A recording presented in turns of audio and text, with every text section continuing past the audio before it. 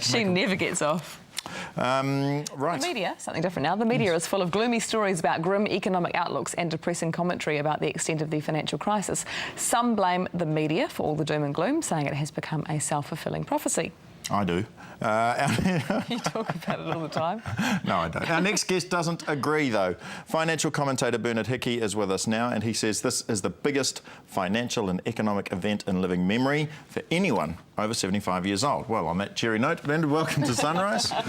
Highs of 2008, there's been so many. What surprised you the most this year?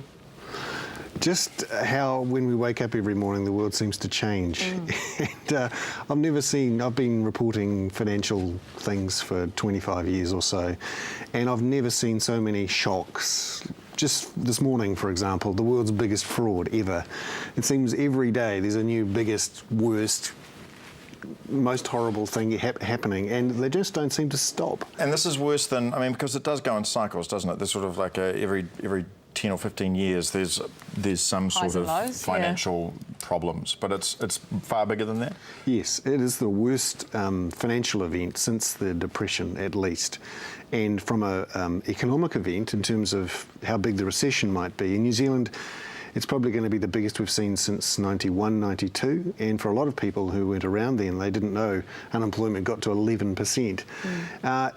It may be worse than the early 80s, according to some people. We'll see next year. And for the American economy, at least, it's going to be their worst recession in 50 years. So the question is, does the horrendous financial collapse turn into a horrendous economic collapse?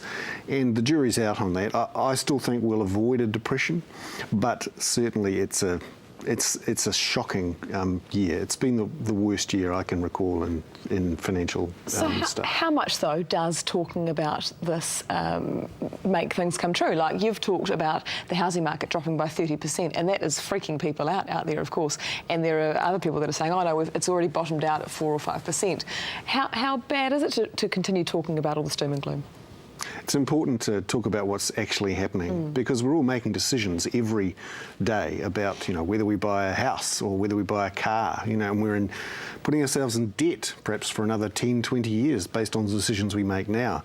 And if you decide to buy a house and take on a lot of debt that you have to spend the next 10, 20 years, or maybe your kids have to spend paying it back, do you wait for a year and buy when prices have fallen 20, 30%? And interest rates are a lot lower. That's right. Or do you just hold tight?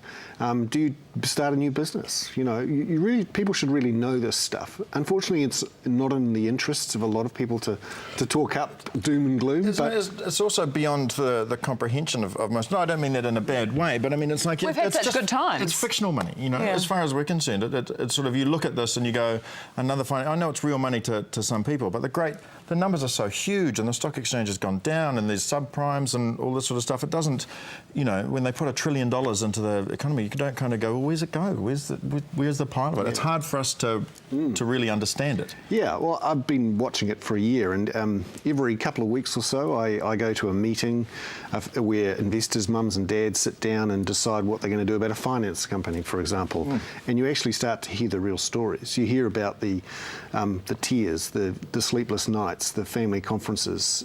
There are at least 500,000 New Zealanders out there directly impacted by the financial company collapse, the finance company collapses, and there will be more to come. And every day or two, we're getting more of these stories that come out. It is affecting people already. Oh, I know, but those people didn't understand what the money was going to do. You know what I mean? It's like, I don't mean that there's not people who are hurting by losing money. I just mean that it's you go, oh, there's a finance company, I'm told it's good, I put in my money, I'll get my thing back. Not even that there's a chance it was all going to fall over. So it's the end of trust. Yeah. We went through a period of 10 years or so when we thought we could trust these guys. We won't trust them again. So we're back to putting money under the mattress? Well, we should put it in the bank, frankly. That's the safest place at the moment. That's government guaranteed. And a lot of unemployed financial advisors? Yes. Is that such a bad thing? No. And there will be a lot of unemployed real estate agents. There already are. And those people who are intermediaries in that whole property market thing that was going on for a good 4 or 5 years. OK, Bernard, unfortunately we have to leave it there. But here's for a better 2009. Fingers crossed. I know you're not that convinced about it, but nice.